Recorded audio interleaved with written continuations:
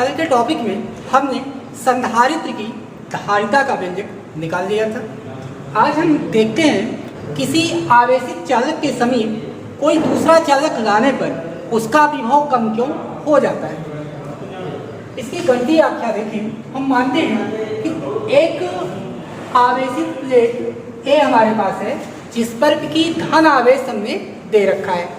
इसके समीप दूसरा एक भू संपर्कित चालक यानी कि चालक बी था, पहले से वैद्युत उदासीन था, इस चालक के पास आया। इस चीज को अभी हम इग्नोर करें। जैसे ही दूसरे चालक के पास आप इसको लेकर के आ रहे हो तो इसके जो आवेश धन और ऋण है वे ध्रुवित तो हो जाएंगे। ड्यू टू इंडक्शन ये प्लस है तो प्लस वाले आवेश चार्ज को ये इस तरफ रिपेल कर दिया और निगेटिव चार्ज इस साइड में आ गए। अब देखिए, अगर इस चालक का विभव हम V मान लें और इसका विभव V डैश मान लें, तब हम जानते हैं और इस चालक पर जो आवेश की मात्रा अगर Q है तो इस चालक B पर भी उतना ही आवेश निगेटिव आ जाएगा। अगर हम माने कि चालक A की धारिता जब चालक B इसके समीप नहीं आया था तब की धारिता C बराबर हम लिख सकते हैं Q/V के। ये समीकरण 1 मान लीजिए। अब जैसे ही चालक B इसके पास आप लेकर के आ गए, हुआ क्या, इधर के पॉजिटिव चार्ज, अर्थ को मैंने क्या बताया था, ओशियन ऑफ इलेक्ट्रॉन है। इलेक्ट्रॉन जितने यहाँ पर पॉजिटिव है उतने ही इलेक्ट्रॉन यहाँ से ऊपर की तरफ आए और इस वाले सतह को न्यूट्रलाइज कर दिए। यहाँ बचा क्या, निगेटिव चार्ज ही बचा। अब हम मान रहे हैं कि प्लेट ए की नई धारिता ये C डैश हो जाए तो C डैश बराबर Q/,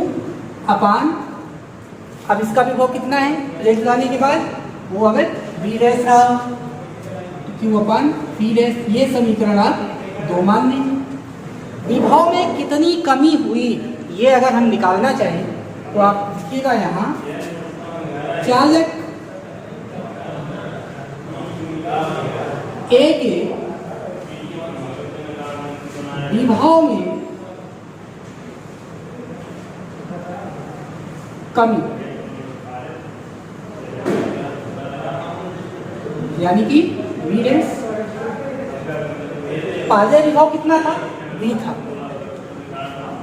इस प्लेट पर कितना विभव है, वो भी डबल डैश हुआ, यानी इस प्लेट के विभव में से यह वाला इस प्लेट का विभव काटा दिया है।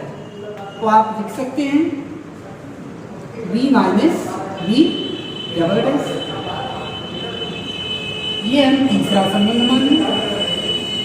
इतनी विभव में कमी चालक A के विभव में आएगी। अब जरा संबंध 1 और 2 को देखिएगा। संबंध 1 और 2 में समीकरण 1 भागे समीकरण 2 कर दीजिए। आप लिख सकते हैं C डैश/C इक्वल Q/V डैश और पूरे का बटे Q/V। ये Q से Q कैंसिल हुआ, आपके पास बचा C डैश/C इक्वल V/V डैश। यहाँ से हम कह क्या सकते हैं, ये संबंध क्या बता रहा है, V डैश का मान V से कम है। आप लिखिएगा संबंध 3 से V dash is less than V। तो यहाँ से क्या हो जाएगा, यहाँ से C dash is greater than C, यानी कि चालक के पास, आवेशित चालक के पास कोई अन्य भू संपर्कित चालक अगर आप लेकर के आ रहे हैं तो उसकी धारिता बढ़ जाएगी। ये C डैश कब की धारिता है, बाद की धारिता है। C कब की थी, पहले की थी। सिंबल की हम बात करें तो अगर कोई नियत धारिता का संधारित्र है उसके लिए हमारा सिंबल ये होगा। कब? जब धारिता नियत हो। और अगर परिवर्ती धारिता है, परिवर्ती धारिता के लिए आप सेम ही निशान बना करके और यहाँ एक एरो का सिंबल बना दीजिएगा। ये परिवर्ती धारिता को इंडिकेट करेगा।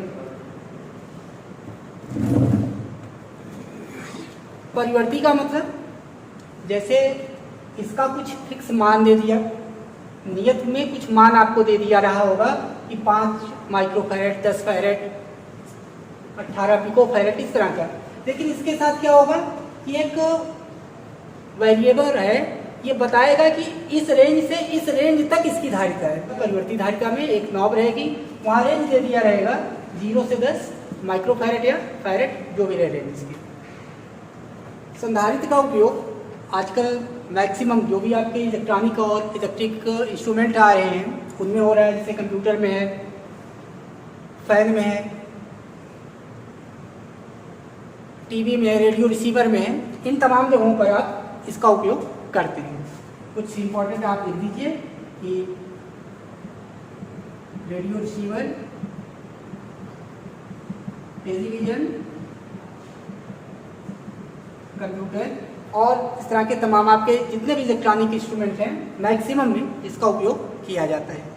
आगे हम सीखते हैं समांतर प्लेट संधारित्र। अगला टॉपिक हमारा समांतर प्लेट संधारित्र। जैसा कि संधारित्र में आप जान रहे हो कि संधारित्र के पास 2 समांतर प्लेटें होती हैं, जिसमें एक प्लेट को आप आवेश देते हो, दूसरी प्लेट पर प्रेरण के कारण स्वतः ही उतना परंतु विपरीत आवेश आ जाता है। इस प्लेट को आप दूसरी प्लेट को भूसंपर्कित किए रहते हो।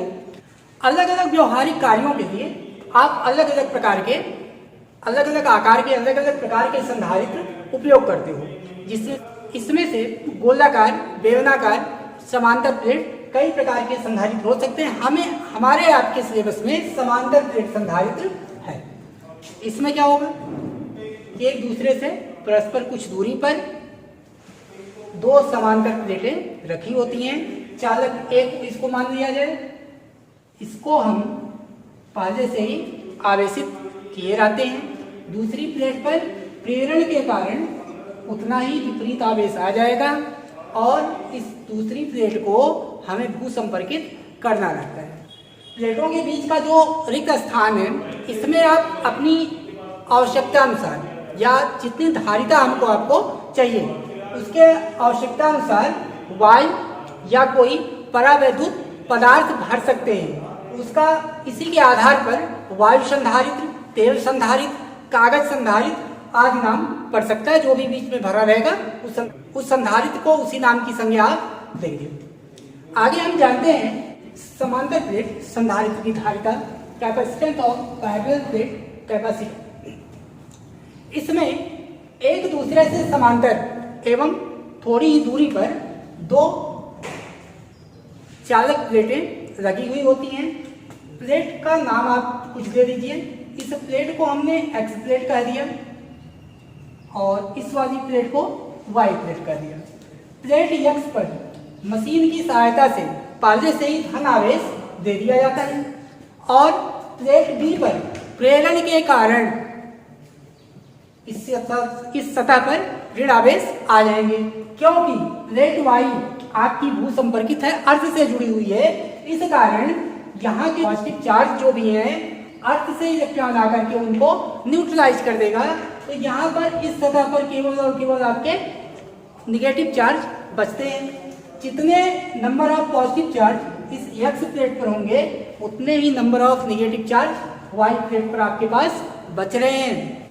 हमने माना यहाँ कि हमारी जो प्लेट एक्स और वाई है इनमें से प्रत्येक का क्षेत्रफल a वर्ग मीटर है,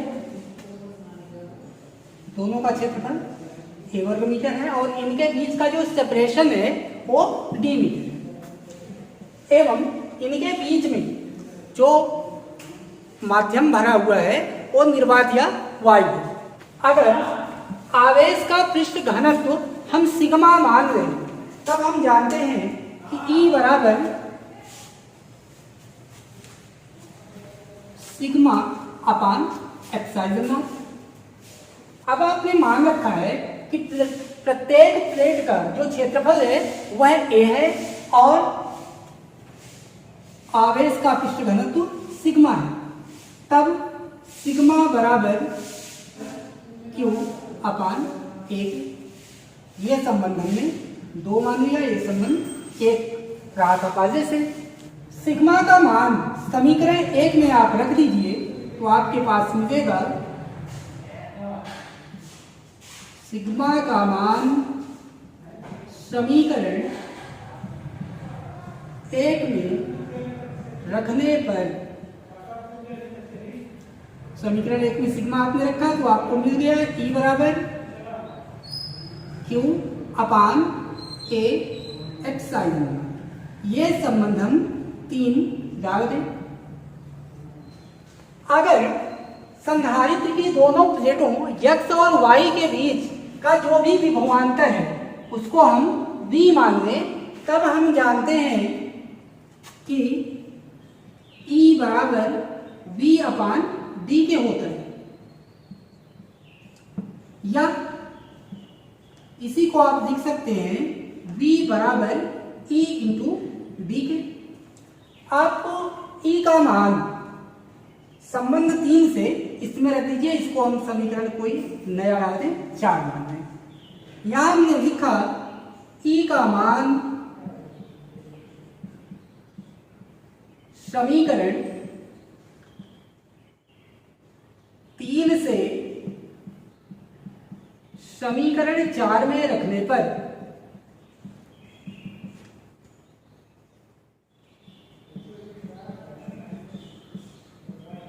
तो आपके पास क्या मिल गया? ये हो जाएगा v बराबर Q upon A epsilon not और इंटू d। अब धारिता बराबर पढ़ रखा है आवेश बटे विभव या Q बाई v के। v का मान यहां आप रख दीजिए, आपको मिलेगा C बराबर Q upon Q D upon A epsilon not. ये Q से Q कट गया, C बराबर क्या आ गया? A epsilon naught upon D के। ये तब समांतर प्लेट संधारित्र की धारिता तब है जब प्लेटों के बीच में वायु अथवा निर्वात भरा हो। अगर यही के परावैद्युतांक का कोई माध्यम आपने डाल रखा हो, ना देखिएगा, यदि प्लेटों के बीच के परावैद्युतांक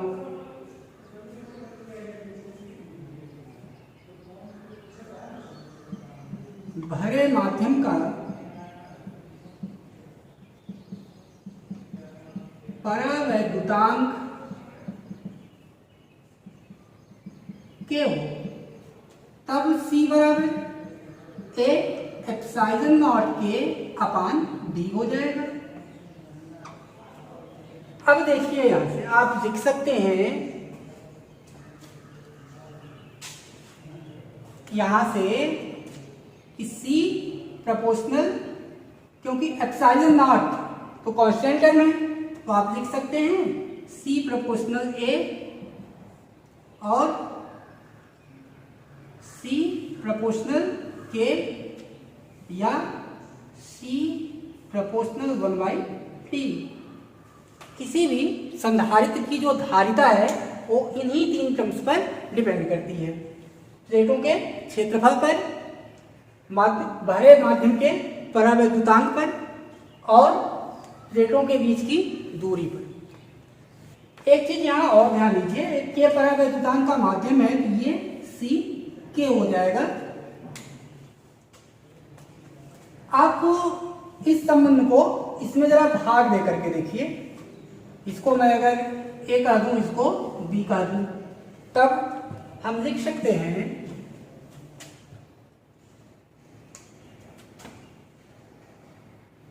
C के अपान C इज इक्वल, आप भाग देने के बाद सारा टर्म्स वही है, यानी कि ए एप्सिलॉन नॉट के upon D upon A epsilon naught upon B. तो आपको मिलेगा सी के अपान सी बराबर के।